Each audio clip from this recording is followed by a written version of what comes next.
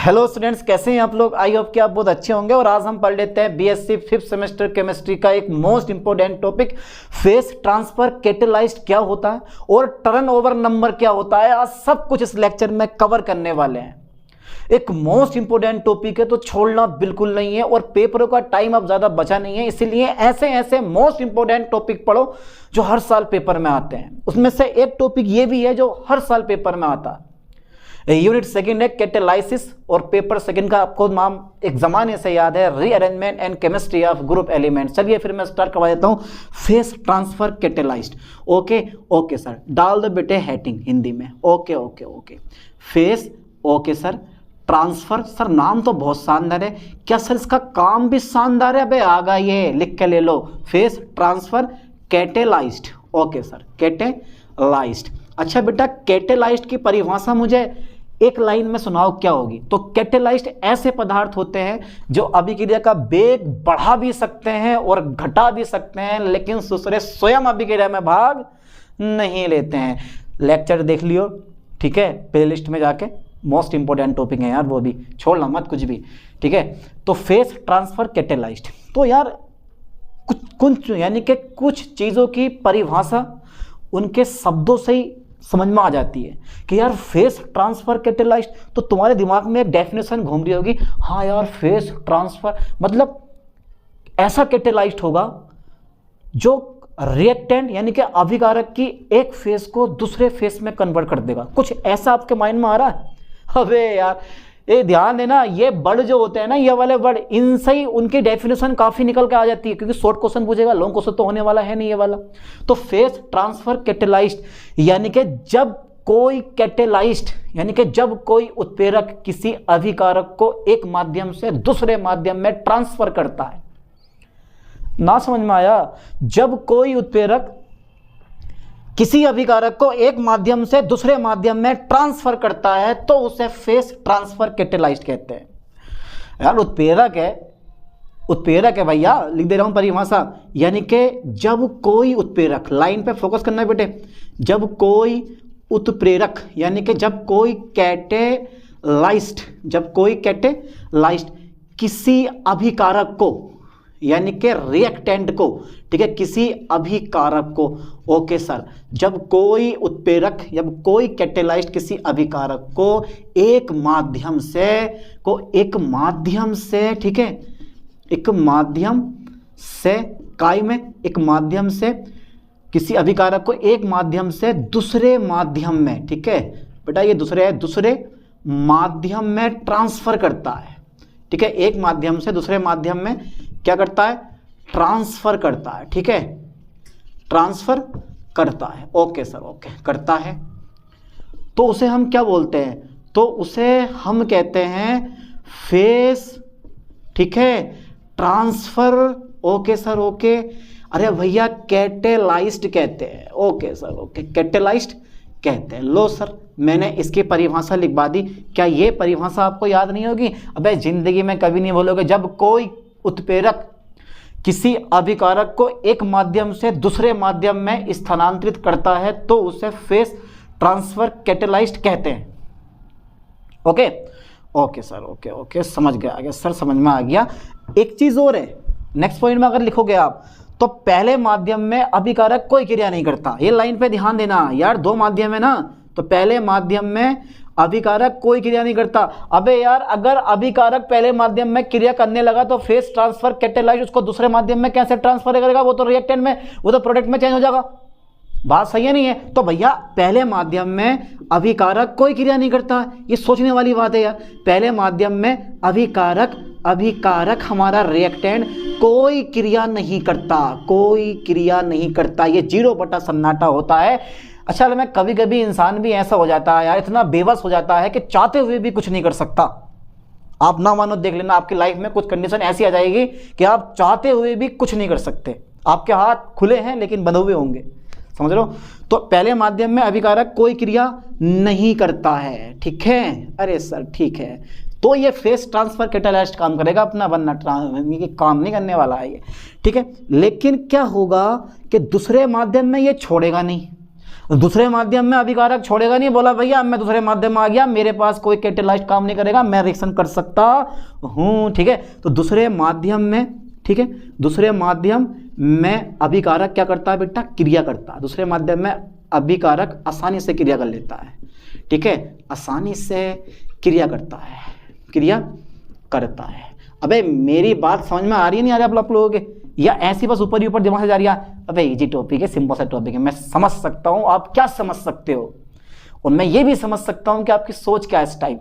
तो दूसरे माध्यम में अभिकारक आसानी से क्रिया करता है। ठीक है, अच्छा हमने कैटेलाइसिस दो प्रकार की पढ़ी है, एक पढ़ी है होमोजेनियस कैटेलाइसिस, एक पढ़ी है हेट्रोजेनियस कैटेलाइसिस। तो यार ये कैटेलाइस्ट किस कैटेलाई यानी कि ये कैटेलाइस्ट किस कैटेलाइसिस पर आधारित होगा, वो होता है हेट्रोजेनियस।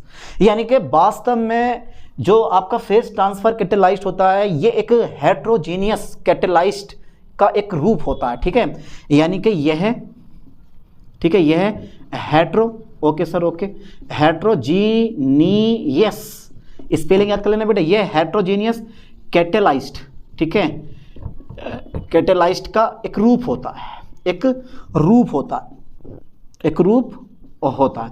अच्छा बेटा ठीक है सर, आपने बता दिया, बड़ी मेहरबानी करी कि ये हेट्रोजेनियस कैटेलाइस्ट का एक रूप होता है। सर हम भी समझ गए, आपने हमें समझा दिया। अच्छा सर इसका एग्जाम्पल कौन सा होगा, ऐसा कौन सा कैटेलाइस्ट है जो ये सब कुछ करने के लिए तैयार है? ऐसे कोई तो कैटेलाइस्ट होगा। अरे भैया अमोनियम सल्ट हो गए, फॉस्फोनियम सल्ट हो गए, और क्राउन इथर हो गया, एक दो और भी इंगे तिंगे के ले लो। अच्छा दो तीन बहुत हैं, इतना फालतू में हमें लिख के आने की क्या जरूरत है। ठीक है, तो एग्जाम्पल में बेटा ammonia, ammonium, ammonium Salt, okay okay okay. अच्छा फोस्फोनियम सल्ट, फोस्फोनियम सल्ट, ठीक है, क्राउन सल्ट, ओके। अरे यार अबे क्राउन सल्ट नहीं होता मेरे दोस्त, इथर होता है ये। अबे कहाँ है तेरा दिमाग, क्राउन इथर आदि, ठीक है। आदि क्या होता है बेटा, phase transfer, okay okay, phase transfer, ठीक है, कैटेलाइस्ट, फेस ट्रांसफर कैटेलाइस्ट का कार्य करते हैं, का कार्य करते हैं। अच्छा ये बताओ बेटा, ये क्या फेस ट्रांसफर कैटेलाइस्ट आपको समझ में नहीं आया? अरे भैया आ गया होगा यार। चलिए एक मिनट हम टर्न ओवर नंबर और देख लेते हैं, ज़्यादा बड़ा नहीं है, छोटा सा, क्योंकि मैंने दोनों क्वेश्चन एक साथ करवा दिया। Turnover number of catalyst, turnover number, ठीक है भैया, ये कैटेलाइस्ट का है ना कि किसी काम का, धाम का, ठीक है। तो टर्न ओवर नंबर छोटी सी परिभाषा, कौन कौन याद करना चाहता, जल्दी हाथ खड़ा करो। अबे यार छोटी सी बात है, देखो प्रति सेकंड अभिकार को के अधिकतम अणुओं की संख्या जो उत्पाद में परिवर्तित होते हैं टर्न ओवर नंबर कहलाती है। न समझ में आया? अब प्रति सेकंड अभिकार को के अधिकतम अणुओं की संख्या जो उत्पाद में परिवर्तित होती है टर्न ओवर नंबर कहलाती है। देखो शॉर्ट क्वेश्चन है, इसलिए शॉर्ट के हिसाब से कराऊंगा, लॉन्ग में मैं नहीं जाने वाला हूं, ठीक है। लॉन्ग क्वेश्चन मैंने जो आते हैं वो करवा दिए, प्ले लिस्ट है, वहां पे जाकर सब वीडियो देख लो इस यूनिट की, ठीक है। चलो देखो देखो मेरे बच्चा, देखो सर दिखाओ, देखो प्रति सेकंड, ओके सर, ओके, प्रति सेकंड, ठीक है, ओके सर, प्रति सेकंड, यार बात तो सही है प्रति सेकंड की।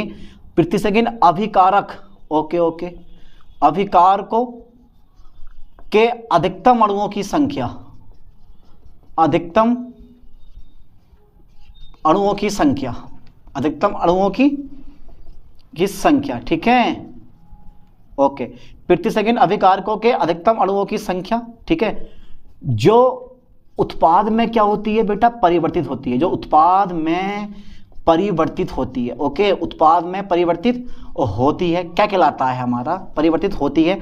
अरे यार टर्न ओवर नंबर कहलाता है, ठीक है, टर्न ओवर नंबर कहलाता है। यार ये बात भी सही है, टर्न ओवर नंबर कहलाता है, ठीक है। अच्छा याद ना होगी परिभाषा आपको?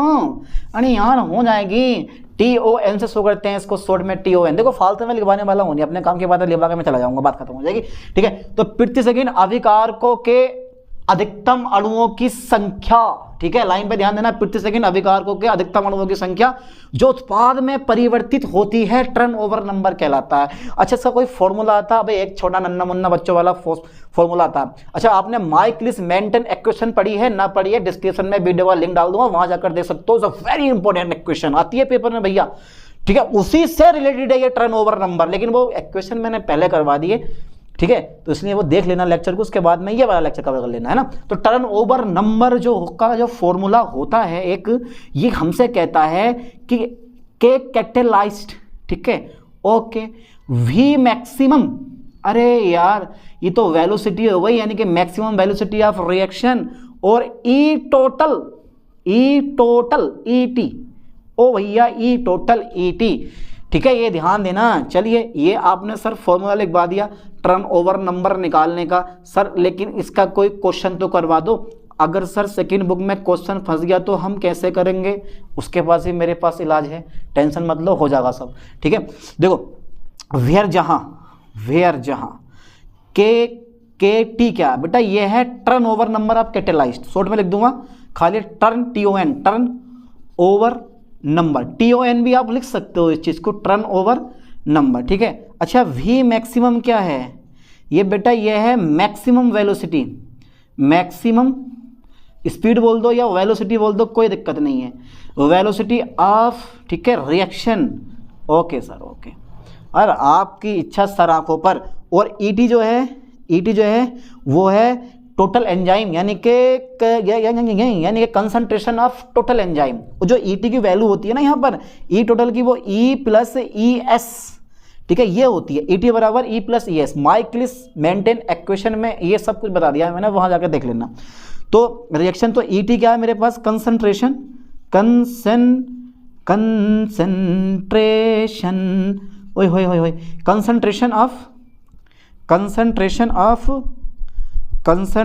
ऑफ क्या होगा मेरे दोस्त? कंसंट्रेशन ऑफ एंजाइम, ठीक है, enzyme, concentration of enzyme, okay, हो गया सर। तो बेटा ये कवर कर लोगे, KT क्या है? टर्नओवर नंबर, V मैक्सिमम क्या है? मैक्सिमम वेलोसिटी ऑफ रिएक्शन, और ET क्या है? Concentration of enzyme. तो मैंने इस लेक्चर में क्या कवर कर दिया? टर्नओवर नंबर कवर कर दिया। आ जाए छोड़ना मत, याद कर लो। फेस ट्रांसफर कैटेलाइज कर दिया, आ जाए छोड़ना मत, याद कर लो, ठीक है। चलिए, फिर इन दोनों को आप कवर करो, और नेक्स्ट डे मैं नेक्स्ट वीडियो अपलोड करूंगा। मिलते हैं नेक्स्ट वीडियो के साथ, थैंक्स।